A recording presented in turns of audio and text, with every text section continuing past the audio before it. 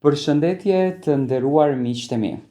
Ja ku po ritakohemi me mua Tirona Lilin, pikërisht këtu në kanalin Monitor TV, për të komentuar pak ngjarjet që në fakt kanë ngritur një pikë pyetje të madhe tek publiku shqiptar.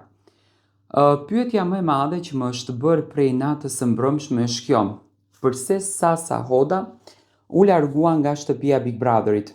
Shumica e komentuesve komentojnë që Sasa nuk e përballonte dot lojën, nuk e imagjinonte dot lojën brenda kësaj shtëpie, e kishte të patolerueshme lojën brenda këtij formatit, por nuk ka qenë ky arsyeja.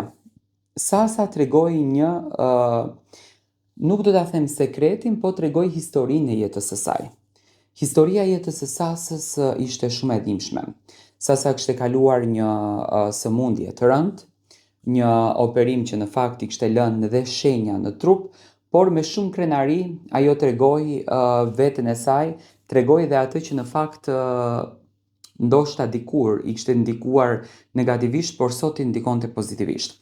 Domethënë Sasa u largua nga shtëpia për të trajtuar shëndetin e saj dhe për të ndjekur kurat mjekësore. Domethënë në asnjë gjë tjetër ato thashë themi që fliten që Sasa në fakt nuk e përballonte dot lojën. Unë mendoj që Sasa ishte një banore tepër e suksesshme, ishte një banore tepër e zëshme dhe nuk e kishte as pak problem për ta vazhduar lojën, por shëndeti i saj e bëri që Sasën të largohet nga shtëpia e Big Brotherit. Tani, se si do vazhdon Sasa jashtë, jam i bindur që televizioni Klan do të kujdeset për gjithçka që në fakt e rrethon Sasën dhe i ndihmon asaj, dhe me patjetër që do të pozicionohet edhe në një kënd në jetën e saj, ku do të kemi fatin ta shohim Sasën në suksese të njëpasnjëshme në jetë që do t'i ndjekën. A do të vazhdon lidhja me kushtrimin apo njohja me kushtrimin jashtë shtëpisë së Big Brotherit? Këtë do ta kuptojmë në momentet në vazhdim.